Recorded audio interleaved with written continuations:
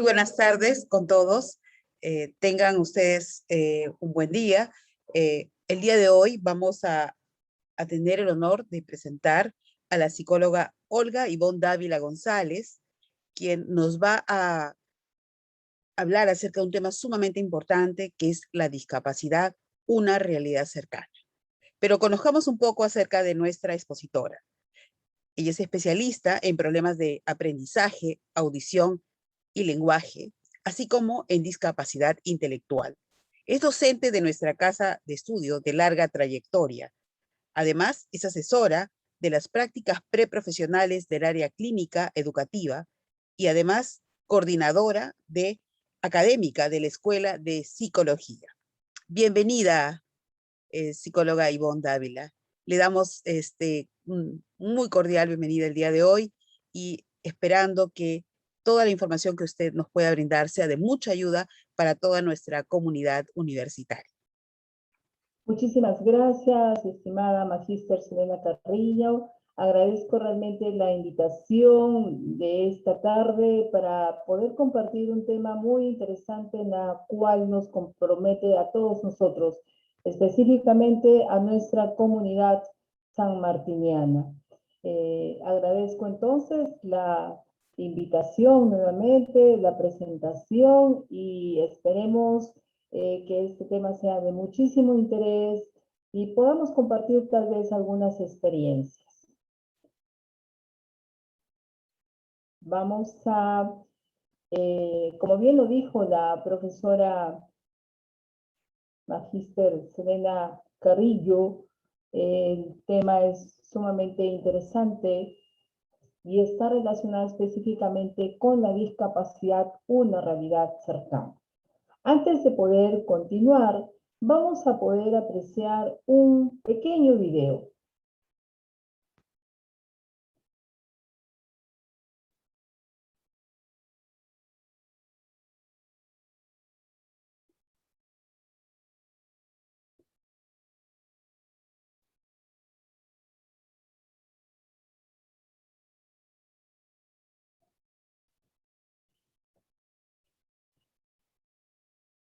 Vamos a esperar un segundito que está cargando.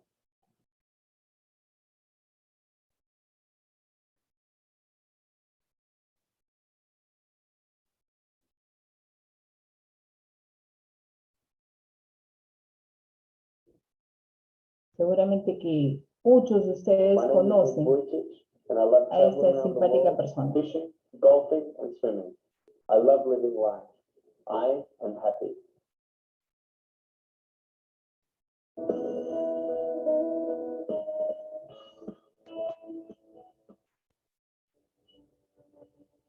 There were times where I sort of looked at my life and thinking, well, I can't do this and I can't do that. And you keep on concentrating on the things that you wish you had or the things that you wish you could have. And you sort of forget what you do have.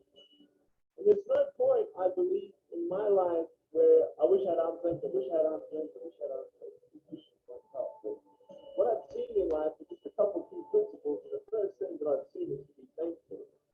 It's hard to be thankful, man. I tell you, when I was 8 years old, I sort of summed up my life and thought, I'm never going to get married. I'm not going to have a job. I'm not going to have a life. I mean, is there not a purpose for me? Is there not a purpose in life? And I had questions and no answers. And I asked my mum and dad, why did this happen? I asked doctors, why did this happen? They don't know. There are some things in life that are out of your control that you can't change. You're going to live with. The choice that we have, though, is either to give up or keep on going. I tell you, life is interesting. Life is journey. Every single one of your heart, you can do something. Not just something that you can do, but you can live.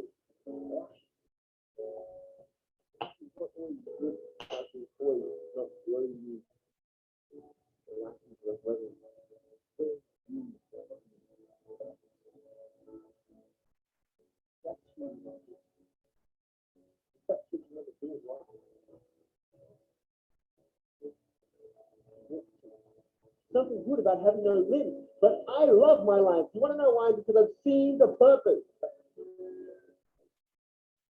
I tell you, there are some times in life where you fall down, feel like you don't have the strength to get back up.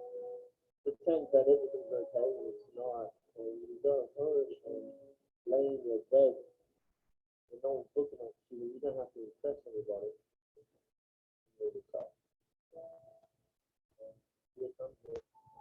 Maybe you have doubts in your life. Maybe you don't know for sure what's going to be happening in the future. It's be a paralyzed. And I just want to ask you today, do you think you have faith? Because I tell you, I'm down here, face down, and I have no arms, no legs. It should be impossible for me to get back up. I mean, you see, I will try 100 times to get up, and if I fail 100 times, if I fail and I give up, do you think that I'm going to get up? No. I haven't tried it.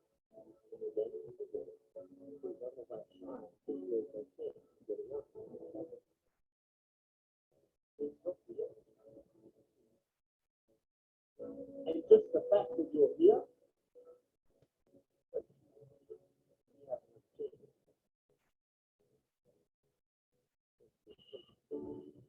I'm not even ready to tell you that I'm thinking.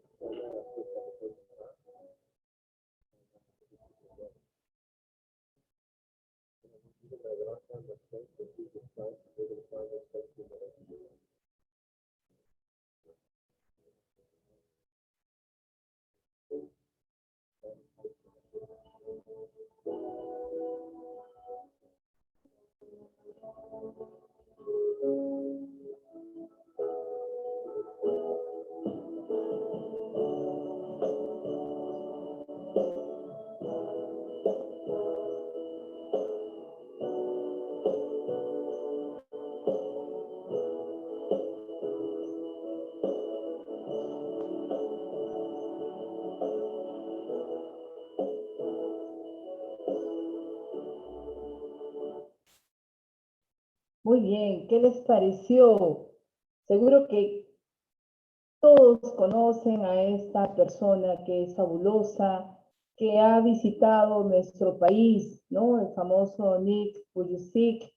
Incluso ha tenido muchas conferencias y nos deja muchas enseñanzas, aún a pesar de la condición de discapacidad que él tiene, ¿no? Y creo que esta condición de discapacidad física que tiene Nick nos obliga a nosotros, como personas, como sociedad, a salir adelante, a no quejarnos, ¿no? A veces nos quejamos por cosas que realmente son mínimas, y creo que es un gran ejemplo este señor Nick que nos viene dejando. Realmente es admirable la fortaleza que este hombre tiene, ¿no? De eso se trata el tema del día de hoy, y vamos a conocer un poquito más acerca de la discapacidad y la realidad y el compromiso que tenemos cada uno de nosotros con estas personas, y que ninguno de nosotros está libre de padecerlo. Bien, veamos este término, ya que hablábamos hace un momento de una condición de discapacidad. ¿Qué cosa es la discapacidad? ¿No? Como bien dice, es toda restricción o ausencia debido a una deficiencia de la capacidad para poder realizar una actividad en la forma o dentro del margen que se considera normal para el ser humano, ¿no?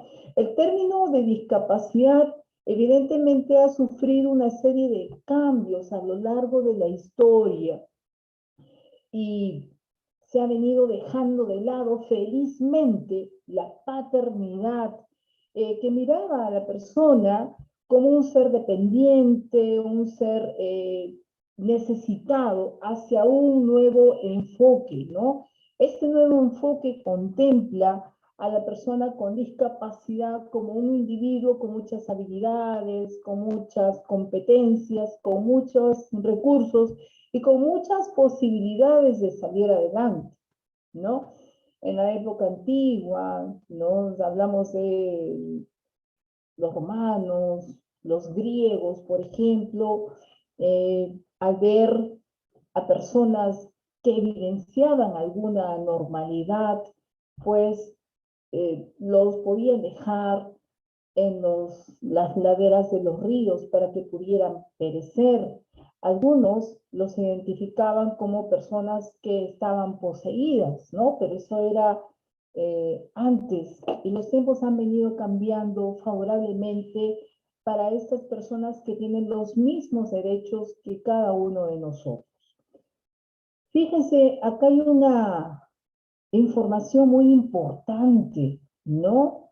Según el INEI, ¿no? En julio del 2019, en nuestro país, hay 3.209.261 personas que presentan alguna discapacidad o limitación permanente, ¿no? Realmente esto llama la atención porque se relaciona muchísimo también con los niveles de pobreza que experimenta nuestra sociedad y cuántos de ellos están siendo asistidos, cuántos de ellos tienen oportunidades laborales, cuántos de ellos asisten al sistema educativo, ¿no? Sería valiosísimo también conocer esta información. Otro término importante y que está muy latente en el mundo, en nuestro país, principalmente es el término de inclusión, ¿no? Que como dice ahí, es un enfoque que responde positivamente a la diversidad de las personas y a las diferencias individuales, entendiendo que la diversidad no es un problema, por supuesto, sino una oportunidad para que se pueda enriquecer de la sociedad a través de la participación activa de la familia, a través de la inclusión propiamente dicha a nivel educativo, laboral, etc., ¿no? La inclusión implica lograr que todos los individuos o grupos sociales puedan tener, por supuesto, las mismas oportunidades para poderse realizar como personas, ¿no? Independientemente de las características, de las habilidades, de la discapacidad, cultura o necesidad de atención médica. Pero, ¿qué implica la educación inclusiva? ¿No? En este sentido, podemos decir que implica ofrecer una serie de herramientas para derribar pues estas barreras y poder promover la inclusión como se debe, reconocer asimismo los diferentes obstáculos que se puedan presentar en el contexto y poder comprender las características de las necesidades individuales de cada persona que tiene una condición de discapacidad o tal vez no.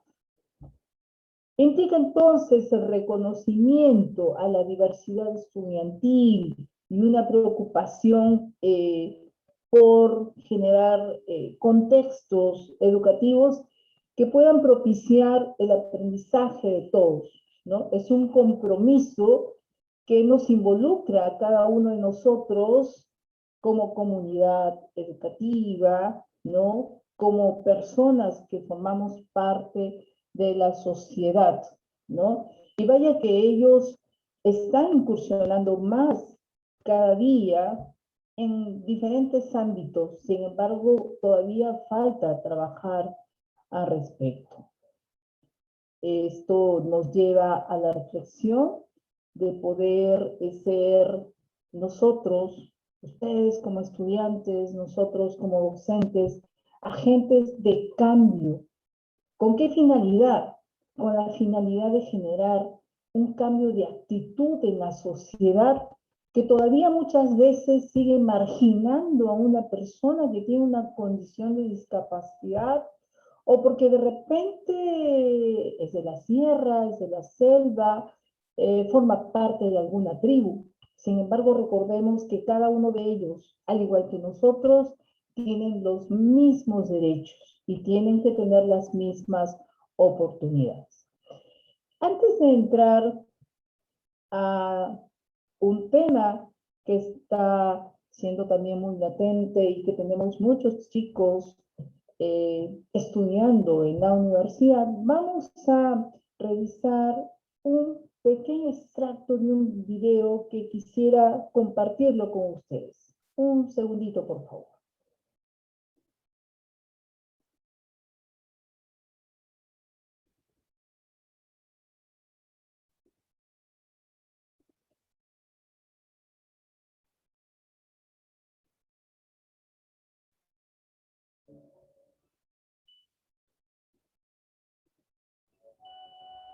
No sé si se puede apreciar.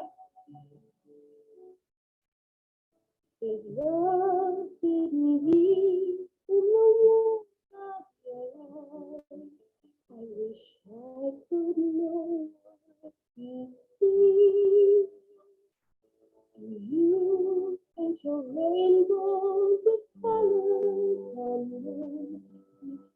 before I tell you your words for me. Are the feelings worth showing? Are the secrets worth knowing? Will the miracle of love set you free? Is there room in your world for me?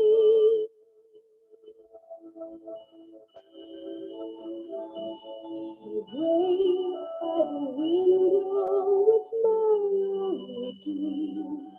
And long for the change street.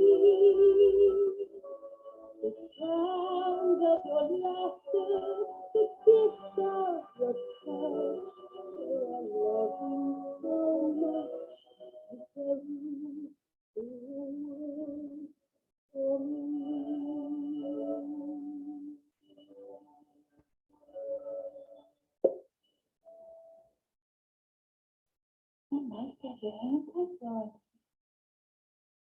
Log 90. Susie's making some progress with eye contact.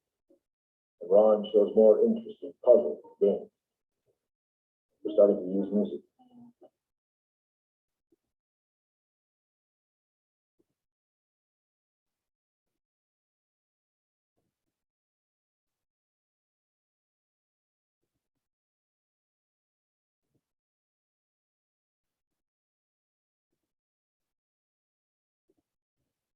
Bien, acabamos de observar un pequeño extracto de la película Un milagro de amor. Se las recomiendo, es sumamente hermosa la película y trata precisamente de este otro tema que vamos a revisar el día de hoy, que vamos a compartir. Precisamente hablamos del trastorno del espectro autista, ¿no? Ustedes han podido observar en el video cómo esta madre y padre están trabajando con su hijo, y de verdad que los invito a que puedan observar la película. Aquí estamos viendo muchos de los síntomas de este trastorno del espectro autista tipo autismo, ¿no? Es formidable cómo los padres empiezan a trabajar diferentes conductas en el niño y van teniendo realmente efectos positivos para su interacción con el ambiente. Claro está que sabemos que esto no es sencillo, pero es importantísima la labor que cumple la familia aquí en el desarrollo de su hijo y sobre todo en hacer que pueda interactuar y formar parte de esta sociedad y del ámbito educativo. Pues bien, cuando hablamos de trastornos del espectro autístico, hacemos referencia a que existen pues diferentes tipos de diagnóstico que comparten síntomas similares, ¿no? Una investigadora llamada Lorna Wynn lo define como una disfunción neurológica crónica con una fuerte base genética que desde edades tempranas se va manifestando en una serie de síntomas comprendida en una triada de trastornos, lo que ella denominó la famosa triada de Wynn, ¿no? Entonces, esta triada de Wynn implica que ellos comparten características similares como la falta de interacción social, la falta de comunicación, la falta de flexibilidad e imaginación, ¿no? Hablamos entonces de que hay un deterioro a nivel social, hay problemas para interactuar diariamente con las personas.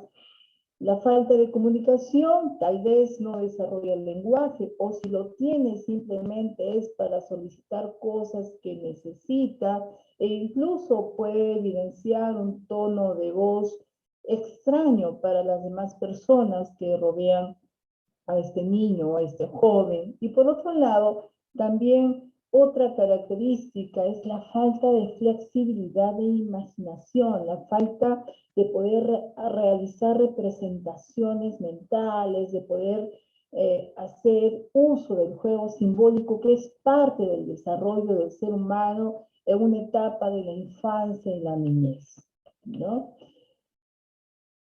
Algunos síntomas similares, como los que acabamos de observar, por ejemplo, problemas en la interacción social, pueden tener una inteligencia promedio, pueden tener interés en otras personas o poco interés en este caso, lenguaje verbal bastante limitado o tal vez no forma parte de él.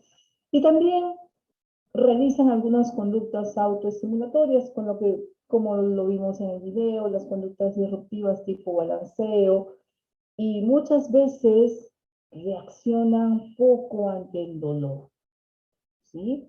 Dentro de los trastornos del espectro autista, uno de ellos es el síndrome de Asperger. Seguramente que ustedes han escuchado hablar al respecto, ¿no? Y el famoso doctor Hans Asperger fue quien describió por primera vez a un grupo de niños autistas con elevado coeficiente intelectual y pudo observar determinadas características, ¿no? Que las podemos observar aquí, como por ejemplo, no tenían retraso en la adquisición de las habilidades lingüísticas, el estilo de discurso pedante, a diferencia de otros trastornos del espectro, un desarrollo precoz del vocabulario, intereses obsesivos, en buscar de repente banderas, mapas, qué sé yo, figuras, etcétera. Preferencia por la compañía más de adultos que la relación con niños. También pudo observar que evidenciaban conductas como ser controladores, anomalías en el comportamiento social, una de las características del síndrome de Asperger que pudo observar este investigador, deseo de hacer las mismas cosas de forma idéntica, rutinarias, así como también gran capacidad de atención y excelente memoria, ¿no? Sobre todo para algunos detalles de interés propio. Por supuesto, también puedo observar que sus niveles intelectuales estaban por encima de la media o por nivel promedio. ¿Cuáles son las dificultades más importantes en las personas con síndrome de Asperger, por ejemplo? Tienen dificultad, como ya mencionamos, para relacionarse espontáneamente, integrarse al grupo, hacer amigos. Esto implica, usan pocos gestos, por ejemplo, de apoyo en el lenguaje. También puede que muchas veces no entiendan los gestos que la gente puede expresar, ¿no? Las emociones, y a veces su lenguaje incluye términos o expresiones muy formales, como por ejemplo pueden decir, pase usted, bella dama, ¿no? Términos que no son muy, muy comunes en encontrar los niños, por ejemplo, ¿no? Por otro lado, tienen un modo peculiar de comunicarse, a veces el tono puede estar un poco alterado, y esto llama la atención de las personas y dicen, es un poco extraño, este niño, este joven, algo pasa con él, ¿no? Son poco empáticos, otra característica del síndrome de Asperger con las demás personas, muchas veces no saben ponerse en el lugar del otro, a veces parecería que son maleducados porque tienden a hablar solamente de cosas que a ellos les interesa, sin tomar en cuenta lo que la otra persona pudiera estar pensando, querer opinar y tampoco tiene un sentimiento en la cual se puede involucrar con la otra persona a nivel de las emociones. Otra característica del síndrome de Asperger es que tienen modos de actuar y pensar que resultan rígidos, ¿no? Muchas veces hasta inflexibles. Por ejemplo, le gustan más los entornos y actividades que son conocidos para él, para ella. Pueden incluso hasta caer en angustia cuando experimentan algunos cambios imprevistos, sea en el ámbito laboral, sea en el ámbito académico, y pueden parecer hasta obstinados, ¿no? Porque les cuesta entender y aceptar el punto de vista de otras personas. Igualmente tienen problemas para organizarse, ¿no? El tiempo, las tareas, muchas veces presentan dificultades para planificar sus actividades con anticipación y esto les genera mucha angustia, empiezan a hacer a veces algunas conductas disruptivas en ese momento, ¿no? Que ya las había controlado. Pero bueno, estas son algunas características que ellos evidencian. Pueden tener otros problemas, ¿no? Presentar dificultades, de repente pueden tener problemas a nivel grafomotor, a veces son torpes para correr, para saltar, eh, pueden tener también problemas para prestar atención, se distraen fácilmente, ¿no? Sin embargo, sabemos que también tienen otras habilidades que ellos pueden desarrollar y en las cuales van a destacar, ¿no? Hablamos de que las personas con síndrome de Asperger son personas sinceras, con una enorme ingenuidad social, ¿no? Esto llama la atención también del común de la gente, que lo puede tildar hasta de tonto, ¿no? Ellos no saben mentir, ellos dicen las cosas tal cual las piensan y no responden a intenciones ocultas, ¿no? Son personas leales, son personas serias, tienden a cumplir las normas, tienen un sentido elevado de justicia, ¿no? Recuerdo, por ejemplo, un jovencito en la universidad con síndrome de Asperger que estaba estudiando diseño gráfico. Sus compañeros le habían citado a realizar la tarea en la cafetería, ¿no? Pues le dijeron, solamente será 1 hora, y él dijo, bueno, será de 3 a 4. Resulta que el jovencito fue a la cafetería y bueno, como todo joven, están riéndose, haciendo bromas, están comiendo y no hacían ninguna tarea, pues él les dijo simplemente, la hora ya pasó y yo tengo que retirar. Y se fue, ¿no? Porque tienen establecidas ya actividades y de pronto esas cosas tienen que cumplirse y los demás se quedaron pues un poquito sorprendidos de la reacción de su compañero, ¿no? Cosa que no sucede comúnmente con las demás personas, ¿no? Igualmente tienden a almacenar y recordar una gran cantidad de información, tienen un interés genuino por entender el funcionamiento de las cosas, ¿no? Suelen además tener facilidad para percibir los detalles, les gusta mantener el orden en su habitación, el orden en sus actividades académicas, pueden ser muy buenos en actividades que le exigen, pues, por supuesto, resistencia, precisión, tenacidad, y también tienen una motivación bastante fuerte por aprender y hacer las mismas cosas que los demás, ¿no? Por supuesto, tienen mucha motivación para aprender, sobre todo aquellos aspectos que para ellos son sumamente interesantes, ¿no? Hay quienes pueden orientarse por carreras de medicina, por carreras de terapia física, por psicología, etcétera, etcétera. Pues es una motivación y evidentemente también tienen las condiciones para ello. La universidad y el síndrome de Asperger, ¿no? Creo que todos ustedes, chicos, chicas, que han empezado una carrera universitaria, que han pasado el colegio a la universidad, ha sido todo un proceso de adaptación, ¿sí? Recordemos nuestro primer día en la universidad, por ejemplo, ¿no? Un poquito de repente asustados, estamos tratando de ubicar el aula de clases, viendo los horarios, qué curso viene seguidamente, si tenemos espacios o no, y nos vamos conociendo con los compañeros, ¿no? Entonces, estudiar en la universidad y aprender a desenvolverse en este ámbito es sumamente complicado, ¿no? Para cualquier alumno. En muchos casos, por ejemplo, el choque es terrible, ¿no? De pasar del colegio a la universidad, al ambiente universitario, y eso requiere de todo un proceso de adaptación. Pues esto también ocurre en las personas que tienen síndrome de Asperger, ¿no?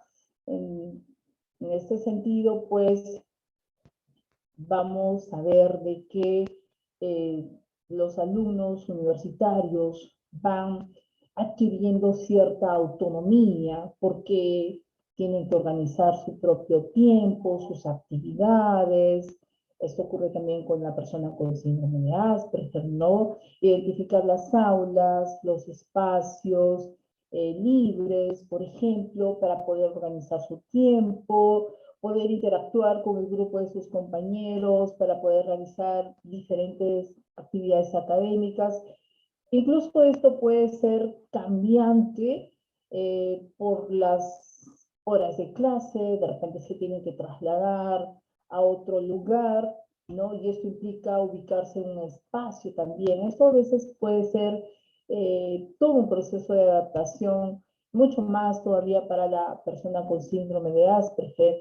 Los grupos de compañeros a veces suelen ser grandes, a veces solamente puede interactuar con algunos porque algunos alumnos llevan esta materia con él y otros no. Es parte de la vida universitaria, ¿no? Entonces, hay todo un proceso de adaptación que es primordial para todo universitario que inicia una carrera y mucho más para la persona con síndrome de Asperger, por ende requiere de una orientación pedagógica, de un apoyo constante, ¿no? Que en la universidad se da.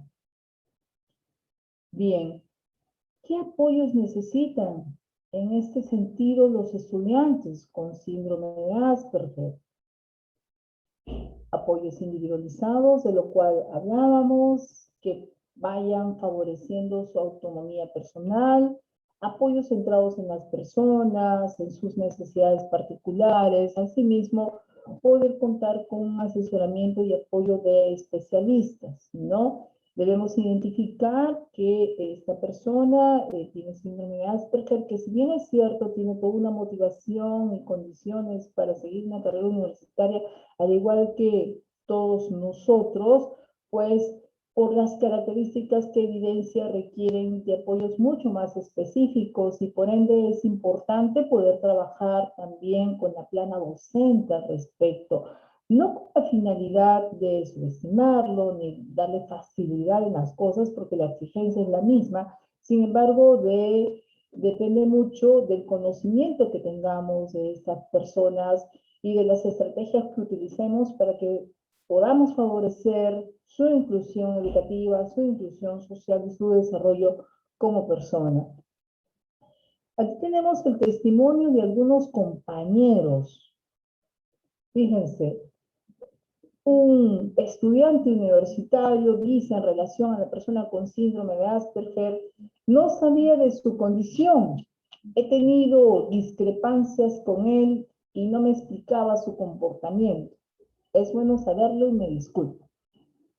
A veces se pone las manos en los oídos porque le molesta el ruido que hacemos. No entendía por qué, ¿no? Y es que los jóvenes universitarios y las personas que podemos trabajar en el ambiente de la universidad, podemos observar estas características en ellos y a veces decimos es un poco raro, tiene algo, ¿no?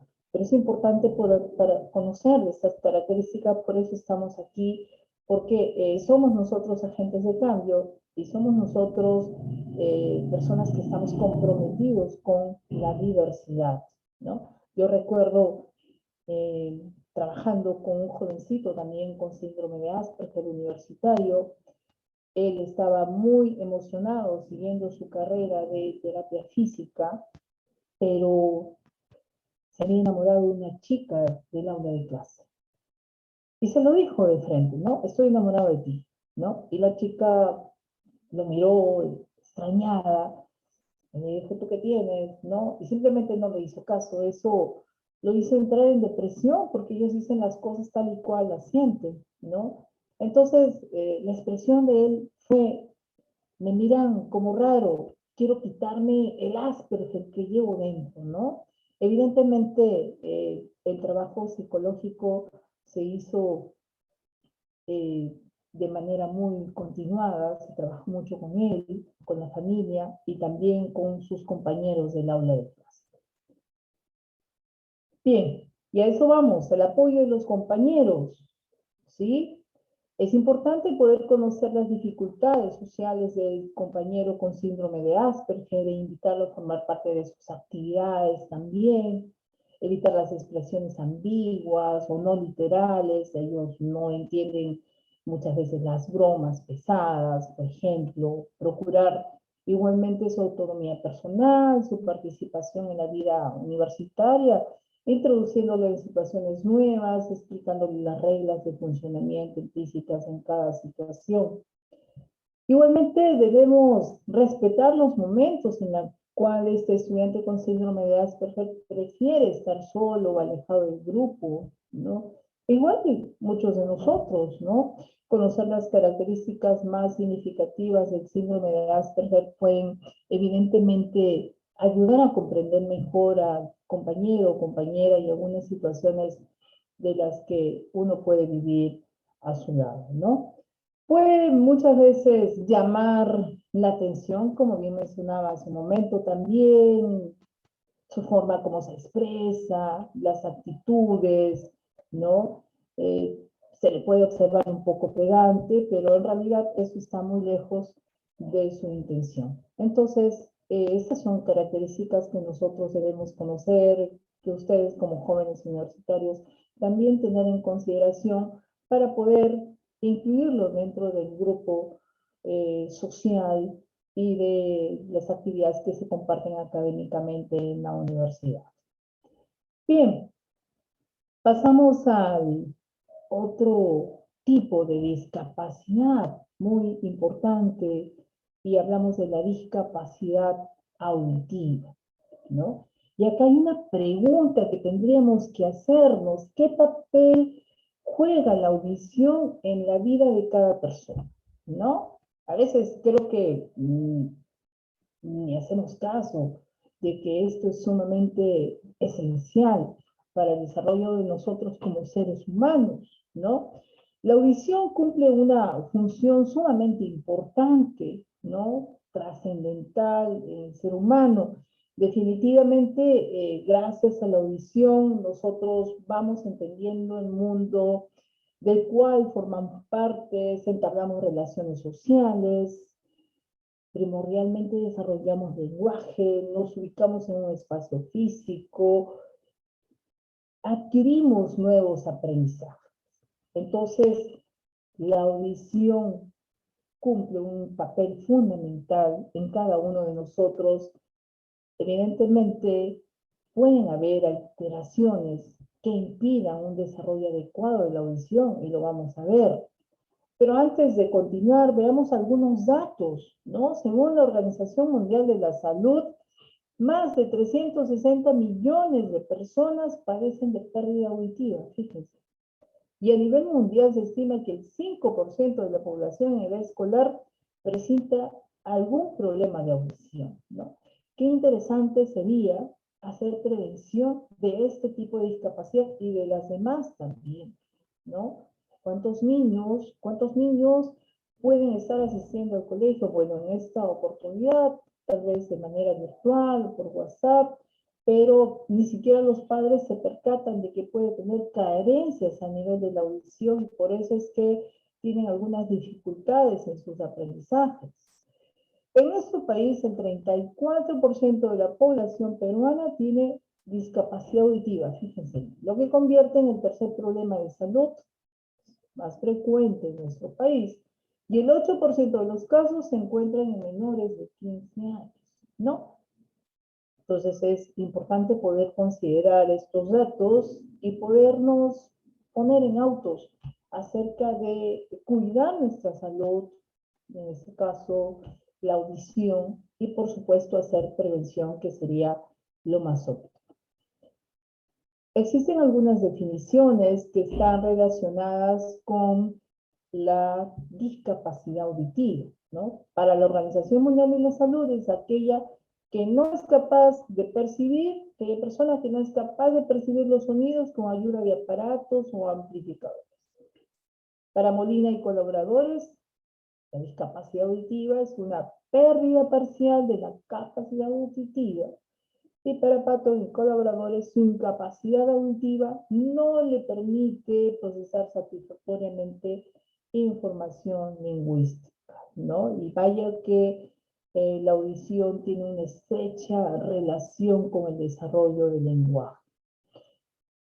Pues bien, decimos que la discapacidad auditiva es la dificultad en el funcionamiento normal de los órganos de la audición. Esto va a producir imposibilidad o deficiencia de captar el sonido, el cual de hecho va a afectar enormemente el desenvolvimiento de la persona a nivel social, a nivel laboral y a nivel educativo también.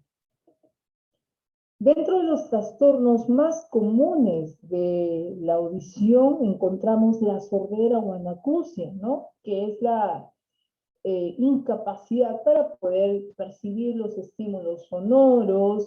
Esta puede ser unilateral o puede ser bilateral. De hecho, produce incapacidad para poder recibir estos estímulos.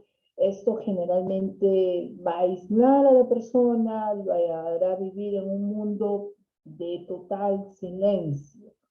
Otro trastorno común es la hipoacusia, ¿no? Llamado también sordera parcial o dureza del oído, que es la dificultad para poder percibir de manera adecuada los estímulos sonoros. También puede haber una hipoacusia unilateral, una hipoacusia bilateral. Aquí la persona hipoacúsica sí puede adquirir el lenguaje por los canales normales, pero este desarrollo se va a ir presentando de manera mucho más lenta. Otro trastorno común está relacionado con los ensordecidos, ¿no? Aquí las personas han adquirido la sordera total, ya sea en la vida adulta o en la adolescencia, ¿no? Esto puede haber sido generado por algún tipo de lesión o han estado sometidos a constantes estímulos sonoros sumamente fuertes, ¿no? Por eso hay que tener muchísimo cuidado en ambientes laborales que pudieran perjudicar nuestra salud auditiva también, ¿no? Otro trastorno muy conocido es el famoso zumbido al oído o el tinnitus, que es un trastorno en el cual la persona empieza a escuchar algunos ruidos como si fuera una sierra, por ejemplo, o silbidos o ronquidos, ¿no? Entonces, se debe muchas veces a la presencia de cerumen. Existen una serie de causas que contribuyen a que una persona tenga dificultades en la audición o venga al mundo con sordera. Una de ellas es la famosa rubiola materna, la rubiola congénita, también la sífilis congénita, que va a generar sordera en el individuo y está asociado con trastornos visuales, problemas cardíacos, y obviamente puede tener algunas anomalías el feto.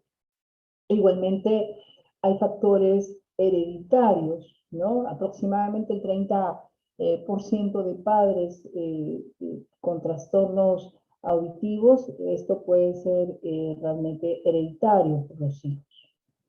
Dentro de las causas perinatales, y en nuestro país, debido a las deficiencias muchas veces de la atención de salud, tiene mucha importancia, pues ocurren durante el nacimiento, ¿no? Por ejemplo, la ictericia neonatal, traumas obstétricos, la prematuridad complicada, que puede traer consecuencias de este tipo, la hipoxia neonatal, etcétera.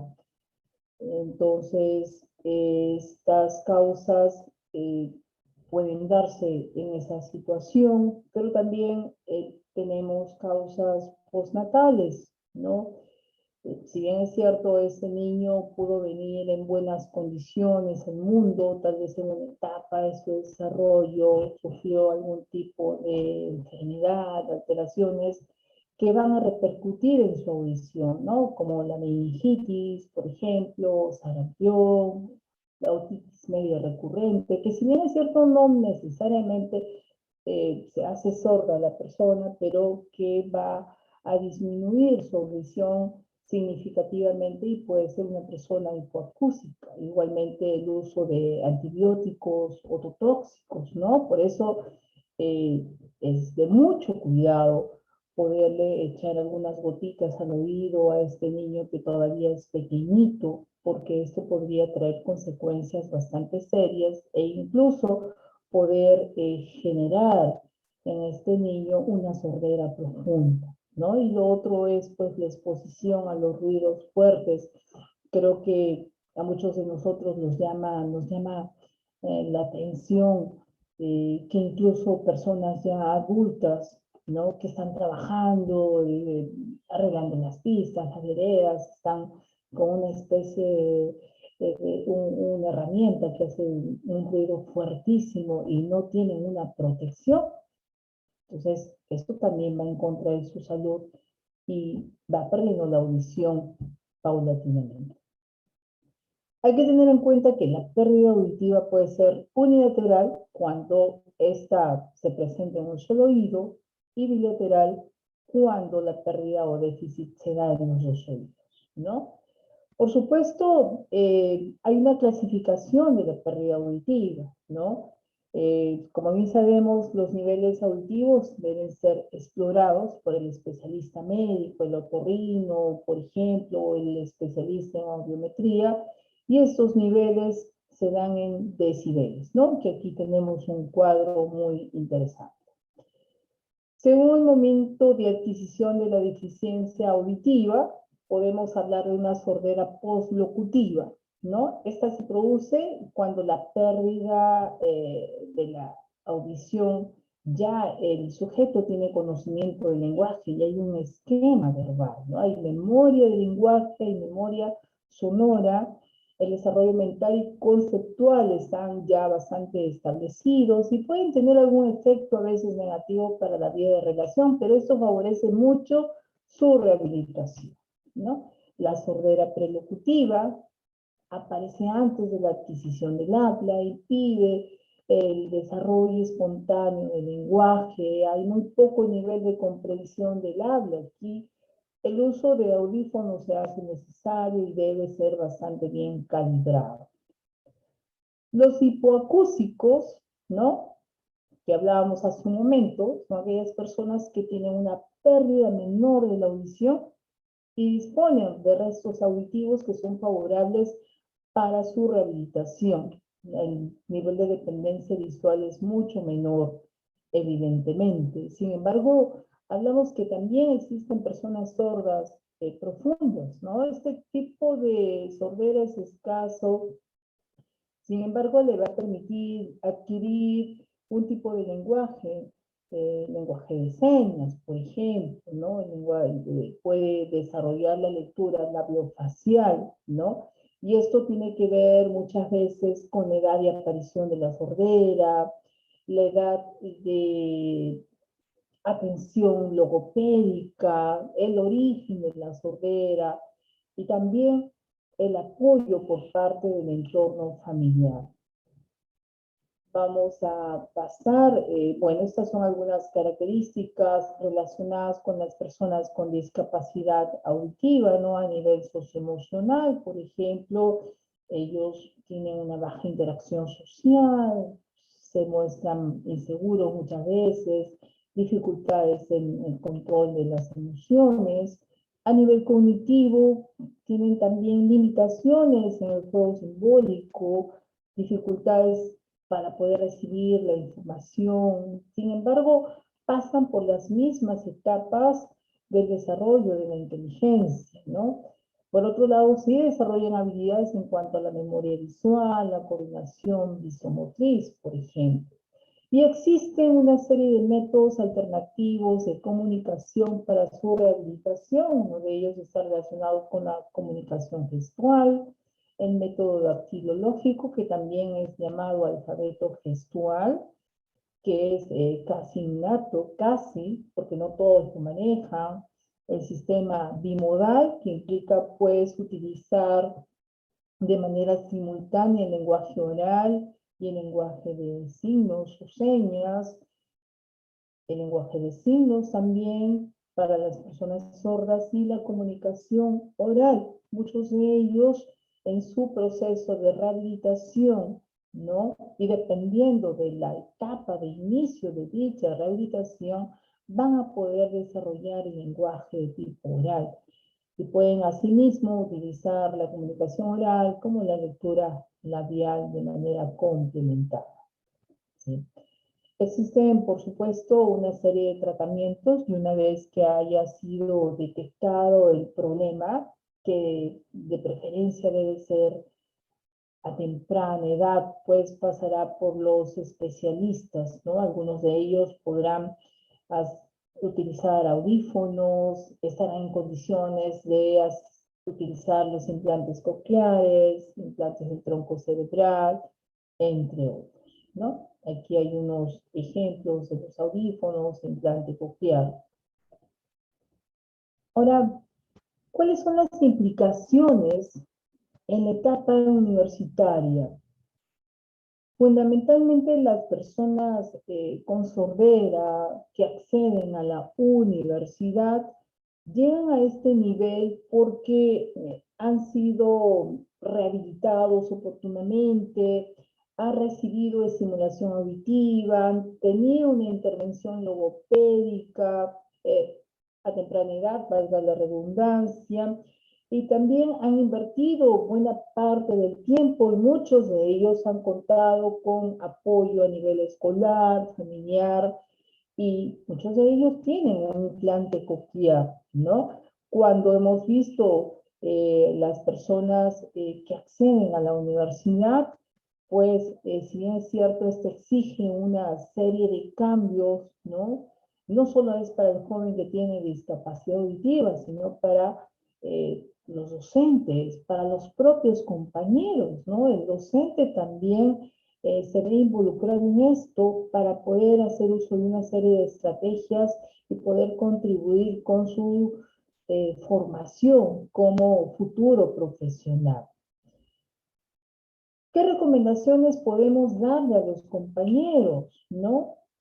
Perder el miedo a relacionarse con ellos, tratarlos como si fueran iguales, facilitarles información importante del aula, también de otras actividades que se puedan llevar a cabo en la facultad. Es importante poderles hablar de frente, despacio, pero sin vocalización exagerada, porque muchos de ellos leen labios y tienen un lenguaje oral. Llama la atención muchas veces tocándole el hombro, el brazo, no ser una persona facilitadora de su inclusión social, intentar muchas veces moderar también las respuestas de los compañeros, oyentes, para que no se pueda crear una situación en la que muchas personas hablan al mismo tiempo. Eso es algo que mencionaba una jovencita sorda innata, que estudiaba medicina, ¿no? En todo este proceso de adaptación en el ámbito universitario y de esta carrera que tiene su nivel de complejidad, manifestaba que se le hacía un poco difícil poder leerle los labios a todas las personas a la vez, porque todos hablan a la vez, ¿no? Entonces estaba entrenándose en poderlos escuchar a través de este implante coclear que ya tenía, y no era tan sencillo ese proceso de adaptación, ¿no? Algunos mitos en relación a las personas sordas, ¿no? Que se tienen y que debemos descartarlas. Por ejemplo, los sordos solo pueden desarrollar cierto tipo de trabajo. Eso no es cierto. Los sordos son menos inteligentes que los oyentes, es un mito también. Todos los sordos tienen las mismas habilidades, ideas y maneras de ver el mundo. Es otro mito. Todos los sordos usan el lenguaje de señas. Sabemos que no es así. Todas las pérdidas auditivas son iguales. Tampoco. Todos los sordos pueden leer los labios, los ambientes ruidosos no molestan a los sordos. Claro que sí, pueden sentir las vibraciones fuertes y eso los molesta, ¿no? Los sordos no pueden hablar, ese es otro mito, ¿no? Entonces, tengamos en cuenta, pues, que cuando estamos con una persona sorda, indistintamente, sea en el ambiente familiar, en el ambiente laboral, en el contexto educativo, en la universidad, tengamos consideración por ella y llevémonos de estos consejos, porque muchas veces ellos son bastante perceptivos hacia el rechazo, hacia la discriminación, ¿no? Esto hay que considerarlo. Otra condición de discapacidad también muy importante es la discapacidad visual. La discapacidad visual. Y tenemos aquí algunos datos a octubre del 2019, ¿no? Según la Organización Mundial de la Salud, nos dice que al menos 2.200 millones de personas tienen deficiencia visual, ¿no? O ceguera. De estos casos, más de 1.000 millones podrían haberse evitado, fíjense bien, o aún no han sido todos. Y aproximadamente un 90% de la carga mundial de discapacidad visual se concentra en países de ingresos bajos, y es que hay una relación estrecha entre la pobreza y la discapacidad por la falta de oportunidades a nivel de salud, porque genera esto todo un costo en el proceso de su rehabilitación, su atención médica, etc. El 82% de las personas que padecen ceguera tienen 50 años o más. Eso también es bastante cierto porque sabemos que en la medida en la cual avanzamos en edad, pues podemos tener ciertas complicaciones a nivel visual. En el Perú, cerca de 160.000 personas son invidentes y unas 6 millones sufren de alguna discapacidad visual, ¿no? Eso es un dato que es de julio del 2013. Esperemos que no se haya incrementado, ¿no? La principal causa de ceguera en nuestro país es la catarata bilateral, ¿no? Y el segundo es el glaucoma y la retinopatía diabética. Fíjense bien, qué importantes son estos datos para poder prevenir y poder hacernos ver acudiendo al especialista médico cada cierto tiempo. Pues bien, esta es la segunda causa de discapacidad en nuestro país. Por ende, tener una persona con discapacidad por ceguera representa un grave problema familiar debido a que las personas con discapacidad grave tienen pues menos oportunidades de acceder al empleo remunerado y están más expuestos al desempleo y la pobreza, ¿no? Entonces, las personas con discapacidad visual deben aprender a integrarse a la sociedad, ¿no? Pese a los prejuicios y actitudes negativas que se puedan evidenciar. Felizmente, en la actualidad existe una ley general de la persona con discapacidad y el trabajo que se viene haciendo acerca de la inclusión los favorece, ¿no? Sin embargo, es necesario todavía ir trabajando en este cambio de actitud. La discapacidad visual es una discapacidad sensorial. que se define como la dificultad que presentan algunas personas para poder participar de actividades en la vida cotidiana, ¿no? Entonces hablamos de discapacidad visual como una ceguera total, que no se ve absolutamente nada, ¿no? O simplemente bultos, y una baja visión, ¿no? Por supuesto, las funciones visuales tienen una relación estrecha para la percepción de la presencia de la luz, el tamaño, color de los estímulos visuales, etc., ¿no?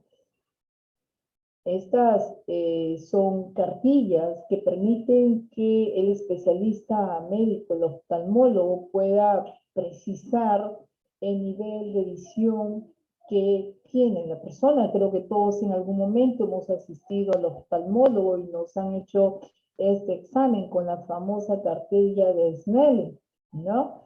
Esto vive precisamente nuestro nivel de visión que tenemos. Existe una clasificación que hace Barragan en el 2007, ¿no? Nos habla de una ceguera total, ¿no? Una ausencia total de la visión, ¿no? Una ceguera parcial en la cual la persona percibe luz, bultos, algunos colores, etcétera, una deficiencia visual severa, en donde puede percibir algunos volúmenes, colores, objetos, ¿no? Y una deficiencia visual moderada, en donde solamente percibe objetos y caracteres impresos, centímetros, y sin necesidades de ayudas ópticas. Sabemos el papel fundamental que cumple la visión en nuestro desarrollo como personas, en nuestro desarrollo social, en nuestros aprendizajes, etc. Veamos algunas causas de la discapacidad visual, ¿no? Existen causas hereditarias, génitas, que están presentes al nacer o que se desarrollan durante la vida del individuo, ¿no? Muchos niños vienen al mundo por carcinoma en la vista, por ejemplo, y tienen que perder ambos globos oculares, pues su rehabilitación debe ser lo más pronta posible, evidentemente. Algunas causas como adquiridas, y si hablamos de las infecciones, accidentes, traumatismos, de tipo degenerativo, por ejemplo, y que es progresivo, que conduce con mayor o menor rapidez a la ceguera total. Y otras que están asociadas a diferentes tipos de enfermedades, tipo diabetes o la retinopatía diabética también. Las condiciones visuales de la discapacidad visual, a veces tenemos una visión borrosa, pueden ser degenerativas, como ya mencionábamos, la diabetes, la pérdida de la visión central. Las causas pueden ser de degeneración macular, por ejemplo, una atrofia óptica. Veamos por aquí. Y existen una serie de enfermedades oculares frecuentes, ¿no?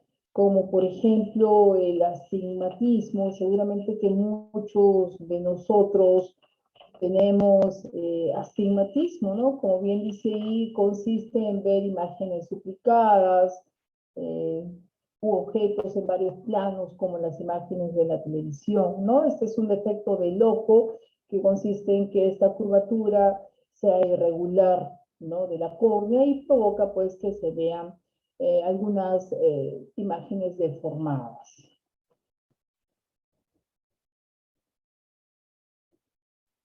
El estrabismo, ¿no? Que es una desviación, como podemos observar en la imagen, de la línea visual normal de uno de los ojos o de los dos. Esto se presenta generalmente en los niños. Es producido por problemas del tercer y sexto par craneal y generalmente puede tener una intervención quirúrgica. Luego tenemos la ambliopía, ¿no? Que como dice ahí, pues es la reducción o pérdida de la visión por falta del uso del ojo más débil. Es también llamado el famoso ojo perezoso. Este es uno de los problemas más frecuentes, comunes en la niñez. El famoso nistagmo, ¿no? Si ustedes observan, no podemos percibir adecuadamente la imagen de la señorita, ¿no? Este nistagmo es una afección en la que ambos ojos se mueven de forma rápida, incontrolada, involuntaria. Aquí el movimiento puede ser de arriba hacia abajo, a los costados o de forma circular. Y tenemos también aquí el famoso glaucoma, ¿no? Este glaucoma que es conocido como el ladrón silencioso de la visión. Esta es otra afección ocular que causa principalmente la ceguera en personas mayores de 60 años, pero también en personas de menor edad. Y esto obedece a una elevada presión de la vista. Por eso es importante poder tener un control riguroso de nuestra visión. Existen también otras enfermedades oculares frecuentes como el albinismo, daltonismo, las cataratas y la famosa retinopatía diabética. Pues bien, veamos cuáles son las características del alumno con discapacidad visual, ¿no? Si la persona, esto va a depender, ¿no? Si la persona es carente de vista de nacimiento o no, si la persona quiere la ceguera después del nacimiento, de repente durante los 12 primeros meses, o si la persona tiene solo baja visión, o si tiene algún tipo de discapacidad asociada, generalmente tienen dificultades para poder construir el esquema corporal, para poder organizar la estructuración temporal, el desarrollo espacial se encuentra muchas veces alterado. Dentro de las características motoras, las posturales son las que se evidencian, tienden un tono muscular más bajo, la musculatura suele ser leve por falta de estimulación, el sentido de el equilibrio es difícil adquirir en ello, ¿no? Por eso desde pequeños tienen que acceder al mundo físico a través de otros sentidos y la estimulación sensorial es sumamente importante aquí, ¿no? Dentro de las principales necesidades educativas derivadas de la ceguera y baja audición, pues ellos requieren aprender a orientarse, a desplazarse, porque de esta manera se hace cada vez más independiente. También tienen la necesidad de adquirir un sistema alternativo de lectoescritura, el sistema Braille, que es una escritura propia de la persona con ceguera. Necesidades de aprender diferentes hábitos de autonomía personal, necesidad de conocer y asumir la situación visual, ¿no? Dentro de las principales necesidades, pues también hay que involucrarlo en aspectos relacionados con el aprendizaje y, por supuesto, requieren de una enseñanza especializada. Felizmente, hoy en día la tecnología ayuda muchísimo a la persona con ceguera y visión subnormal, ¿no? Existen aparatos electrónicos bastante sofisticados que favorecen sus aprendizajes y también lo favorecen en el mundo laboral. ¿Cuáles son las orientaciones para la convivencia, ¿no? Hablamos de relaciones de comunicación, ¿no? Por ejemplo, antes de iniciar una conversación, si crees que tu voz no le va a resultar familiar, por ejemplo, hay que identificarse para que sepa quién le habla, ¿no? A veces podemos observar a las personas o compañeros que pueden tener ceguera como personas también un poco extrañas, pero eso está lejos de serlo. Son personas como nosotros, pero tienen esta condición de discapacidad. Sin embargo, es importante sabernos conducir con ellos. Si hay más de una persona participando en la conversación, por ejemplo, al dirigirse a la persona con discapacidad visual, tienes que hacerle saber llamándolo por su nombre, por ejemplo, ¿no? Hay que tener cuidado también con sustituir en la medida de lo posible los gestos, las palabras. Hay que despedirnos cuando tengamos que retirarnos de una reunión.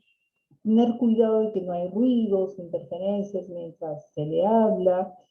No hay que tener ningún inconveniente cuando nos dirigimos a ellos con el término ver o mirar o aludir a realidades que nunca podrá percibir, los colores, ¿no? En realidad esto no los hace sentir mal, ¿no?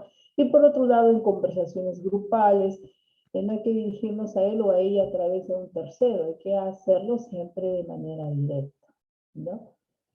Por otro lado, es importante poder desarrollar también su desplazamiento, ¿no? Hay que ofrecerle muchas veces ayuda, le podemos dar el brazo, acercándonos a él, solo necesita que se le guíe muchas veces, hay que ajustar su marcha a la de él o la de ella, entre otros, ¿no? Evidentemente, las personas con ceguera incursionan en el ámbito educativo, a nivel de institutos, a nivel universitario, ¿no?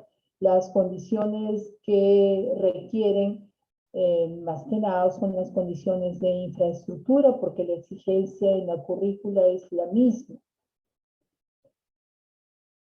Podemos decir, y lo dijo ya Helen Keller, no hay mejor manera de agradecer a Dios por nuestros ojos que dar una mano a alguien en la oscuridad, ¿no? Helen Keller, quien nació en buenas condiciones y luego perdió la visión, perdió la audición y perdió el habla, una estadounidense que llegó a ser una gran profesional, nos dejó grandes enseñanzas. Vamos a continuar con la discapacidad motora, este último tema que nos convoca el día de hoy en esta tarde. Vamos a ver qué importante papel juega el desarrollo motor en el ser humano, ¿no? Si bien es cierto, podemos decir que realizamos una serie de actividades como nadar, correr, saltar, pues esto obedece a un desarrollo motor que hemos adquirido y que nos ha permitido evidenciarlo en este tipo de conductas, ¿no? El desarrollo motor es el control de los movimientos mediante la actividad coordinada de los centros nerviosos, de los músculos y de los huesos. Por supuesto, el desarrollo motor depende de la maduración de cada uno de ellos. Por ende, decimos que el desarrollo motor es importante, no solamente porque permite que podamos desplazarnos de un lugar a otro a nivel locomotor, sino que también vamos a ir adquiriendo una serie de habilidades, ¿no? Por ejemplo, las habilidades de autoayuda o de autoeficiencia, habilidades de ayuda social, habilidades para los juegos y sobre todo las habilidades escolares, si hablamos de niños, ¿no? Las habilidades escolares en las cuales el niño tiene que ir desarrollando ciertas destrezas motoras a nivel grueso, a nivel fino, y que le permiten luego poder ingresar a su educación formal, que es la adquisición de la lectura y la escritura, ¿no? Algunas delimitaciones conceptuales en relación al desarrollo motor, a la discapacidad motora, como dice ahí, es una alteración del aparato locomotor causada por un funcionamiento deficiente del sistema nervioso central, del sistema muscular, del sistema óseo, o de una interrelación entre los tres sistemas. Esto lo dice, Basil y otros en el 97. Crespo nos indica de que la discapacidad motora se refiere a la alteración de la capacidad del movimiento, que implica un distinto grado de funciones de desplazamiento, de la manipulación, la respiración y del aparato bucofonador, porque el habla también está relacionado con la parte motora. ¿Qué limitan a la persona en su desarrollo personal, social? Sánchez en el 98 nos hace una definición de discapacidad motora y nos habla de discapacidad motora solo física, que representa pues, o que presenta a las personas con limitaciones en la movilidad, ¿no? Como también una discapacidad motora asociada a daños neurológicos, ¿no? Que la padecen aquellas personas que tienen alteraciones en el área motriz, problemas de tono muscular, perceptual, de la coordinación. Pues bien, existen una serie de términos que se han venido utilizando y que es preciso cambiarlos hacia las personas con discapacidad físico-motora, ¿no? El común de la gente puede referirse a una persona que está en silla de ruedas, que utiliza muletas o que de repente le falte una pierna como si fuera una persona incapacitada, lisiado, minusválido, inválido, discapacitado, ¿no? Términos que son peyorativos para ellos y que solamente los etiqueta y los anula, ¿no? Pues son términos que debemos dejar de utilizarlos y de generar un cambio en las personas para referirse precisamente a ellos como personas que tienen una condición de discapacidad, pero que pues, a pesar de ello, y lo vimos en el video al inicio, tienen muchas condiciones, tienen muchos potenciales y tienen muchas oportunidades y tienen que formar parte de la inclusión social, educativa y familiar, ¿no? Acá hay unos datos a julio del 2013. La discapacidad motora es la que más afecta a los peruanos, ¿no? Y alcanza a 932.000 de ellos, lo que equivale al 59.2% de la población, ¿no? Como principal causa tiene, pues, la edad avanzada, ¿no? También es muy cierto que en la medida en la cual avanzamos en edad, pues somos más vulnerables o van apareciendo ciertas enfermedades, la artrosis, la artritis, etcétera, la marcha es más lenta, entre otros. Bueno, algunas causas de la discapacidad motriz, factores hereditarios, congénitos, etcétera. Veremos algunas de ellas, por ejemplo, la artrogriposis, ¿no? Aquí los niños tienen mucha rigidez, hay pérdida de la movilidad, por ejemplo, dificultades articulatorias. Felizmente no es una enfermedad progresiva, su cuerpecito es bastante rígido y obviamente esto va a afectar su motricidad. Tenemos también a las famosas agenesias, que son de tipo congénito, en donde puede haber una ausencia completa o parcial de un miembro, las malformaciones congénitas de los miembros superiores o inferiores en realidad no son tan frecuentes, sin embargo pueden llegar a que les falte una mano, algunos dedos o incluso el miembro completo, ¿no? Tenemos también dentro de las causas congénitas las miopatías, ¿no? Son alteraciones de los músculos, son enfermedades poco frecuentes, pero que en su mayoría pues es el resultado de efectos que se han presentado durante la gestación, ¿no? Aquí la persona tiene un retraso en las habilidades motoras, tiene mucha debilidad muscular. Por otro lado, tenemos la famosa espina bífida, ¿no? Que como bien dice ahí es una alteración originada a consecuencia de efectos del canal de la médula espinal, que en lugar de cerrarse queda abierta, por lo que la médula espinal puede salirse a través de esa abertura, ¿no? Este es uno de los defectos del cierre del tubo normal, neural.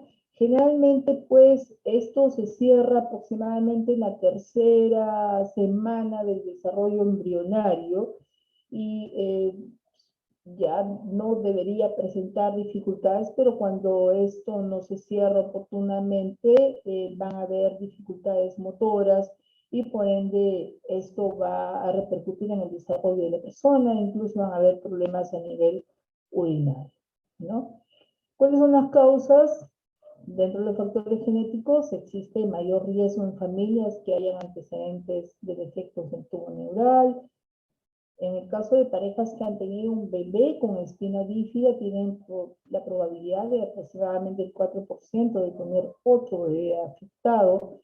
Existen las anomalías congénitas del tubo neural que se manifiestan con frecuencia 5 veces mayor en las mujeres que el hombre, ¿no?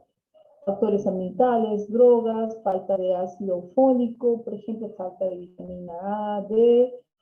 La edad maternal también muchas veces contribuye con la espina bífida. Señoras mayores de los 35 años a más son consideradas de alto riesgo, ¿no? Y algunos problemas que evidencian los niños con espina bífida, como por ejemplo hidrocefalia, como decíamos, trastornos urinarios, médula espinal ancleada, rígida, problemas de aprendizaje no se encuentran, problemas de discapacidad intelectual, pero sí problemas en su aprendizaje, por lo que requieren de apoyos especializados. Otro problema de discapacidad motora está relacionada con la parálisis cerebral, ¿no? Que consiste en una lesión del cerebro antes que su desarrollo y crecimiento sean completos. Esto es de carácter permanente, no es progresivo, y se caracteriza evidentemente por la dificultad que tiene a nivel de la postura, el tono muscular, y esto repercute en su movimiento. Y hay diferentes tipos de parálisis cerebral. Muchas veces no desarrolla adecuadamente el lenguaje, por ejemplo, y no tiene control de la saliva. Algunas causas de la parálisis cerebral, como la anoxia prenatal, hemorragia cerebral prenatal, infecciones prenatales, amenazas de aborto, ¿no? Dentro de las perinatales, la prematuridad, el bajo peso al nacer, la hipoxia perinatal, los traumas físicos durante el nacimiento, placenta previa o desprendimiento de la misma. Dentro de las postnatales, traumatismos craneales, algún tipo de infecciones, fiebres altas, convulsiones, encefalopatías por anoxia o accidentes por descarga eléctrica. Bien. Dentro de las características intelectuales de las personas con parálisis cerebral, pues generalmente no hay una repercusión a nivel cognitivo, sin embargo se evidencian algunas conductas tipo hiperactividad, fácil distraibilidad, algunos problemas en el aprendizaje, discordancia a veces en el rendimiento, ¿no? También, como mencionábamos, su lenguaje se puede ver afectado, hay una lentitud para poder expresarse verbalmente, tiene algunos espasmos. Por otro lado, si hablamos de estas personas que tienen una condición de discapacidad física y o motora, sabemos que la universidad debe estar abierta a la diversidad, valorando y aceptando y reconociendo las diferencias, ¿no? Por lo tanto, si bien debemos considerar la estructura física, debemos también tener en cuenta cómo se desplaza la persona, qué cosa utiliza, si utiliza silla de ruedas, si utiliza andador, si utiliza bastón, ¿no? Su manipulación, ¿no? Cuál es el uso funcional de sus manos, cómo manipula, si requiere de adaptadores en los útiles de la escritura o necesita algún tipo de adaptación informática, cómo se comunica también, si se expresa oralmente, cómo es la inteligibilidad de su lenguaje, por ejemplo, si utiliza de repente sistemas alternativos de comunicación, que esto también se presenta. Bien. En la universidad es importante organizar una serie de estrategias y actividades para la información del docente, ¿no? Sobre la atención del alumno que puede tener una condición de discapacidad motora. Esto va a depender del grado de afectación, ¿no? La supresión de barreras arquitectónicas, como también mencionábamos, para el acceso al centro, la circulación de las aulas, pasadizos, las tutorías que debe tener, los servicios higiénicos, ¿no? Disponer de aquellos que sean adaptados para personas que tienen esta condición. Y en las aulas, pues obviamente la participación tendría que ser también sumamente activa, al igual que todos los compañeros, ¿no? La inclusión educativa es sumamente importante aquí, permitir el acceso al aula una vez comenzada la clase. No es conveniente situar al estudiante en un lugar próximo muchas veces a la puerta por cualquier movimiento sísmico que pudiera presentarse. Es importante ponernos en el lugar de estas personas para poder comprender sus limitaciones, ¿no? También es muy necesario colocarnos delante de ellos o ellas cuando se le habla para que tengan que volver la cabeza. Es importante además no tomar decisiones por ellos, sino preguntarles. Ellos tienen toda la potestad para poder decidir, permitirles muchas veces que ayuden en lo que puedan y participar dentro de las posibilidades que ellos poseen, ¿no? Animar a los compañeros del aula que presten atención a las expresiones orales de estos alumnos, ¿no? Cuando salen a una exposición, por ejemplo, pueden tener ciertas limitaciones para expresarse verbalmente. Es importante además respetar la grafía que presenta este estudiante. Por supuesto, es muy necesario poder hacer uso de una serie de estrategias para poder favorecer su desarrollo a nivel educativo, a nivel superior, ¿no? Algunos personajes que padecen o discapacidad motora, aunque aquí tenemos al famoso Stephen Hawking, ¿no? Quien ya falleció, ¿no? Como bien conocemos, fue un físico y científico británico, si no mal recuerdo, falleció en el 2018, más o menos como a los 76 años, y dio grandes aportes a la ciencia. Tenemos aquí también a Félix Espinosa, un artista peruano bastante destacado, el famoso Nick Vujicic, y a Oscar Pistorius, un atleta, ¿no? Hay un aspecto importante que debemos tener en cuenta, ¿no? El compromiso que tenemos con nuestros estudiantes que pueden presentar una condición de discapacidad, darles la oportunidad de poder ser realmente incluidos y poder favorecer su desarrollo social, su desarrollo personal, ¿no? Todos somos iguales, pero diferentes. Por ende, la única discapacidad en la vida es una mala actitud. Y como ya dije desde el inicio, somos nosotros agentes de cambio, chicos de psicología, chicos de turismo, chicos de comunicaciones. Trabajemos en esto para incrementar las actitudes positivas hacia las personas con discapacidad. Muchas gracias, creo que me pasé un poco del tiempo. Muchas gracias, profesora Selena. Sí, agradecerle, profesora Ivonne, porque en verdad es un tema, como vemos, bastante amplio, que tiene diferentes características, y que creo que es importante saber para poder concientizarnos y sensibilizar, y como usted decía, que es importante que desde la universidad los estudiantes puedan tener esta capacidad de acogimiento, de empatía, para ponerse en el lugar de las personas que pueden aportar. Ya hemos visto, como nos ha presentado, es el ejemplo de muchos personajes que han aportado mucho y que han presentado una discapacidad. Entonces, no hay una discapacidad que limite. Yo creo que lo que limita, como decía usted, era la mala actitud. Muchísimas gracias. Agradecerles también a todos nuestros audiencia, a nuestros estudiantes y docentes que han estado pendientes de la charla, y esta charla va a quedar grabada en el Facebook para que ustedes puedan también revisarla las veces que puedan. Muchísimas gracias, profesora Ivonne. Muy agradecida y felicitaciones por su excelente ponencia. Muchas gracias. Gracias a cada uno de ustedes. Un abrazo. Buenas noches. Buenas noches.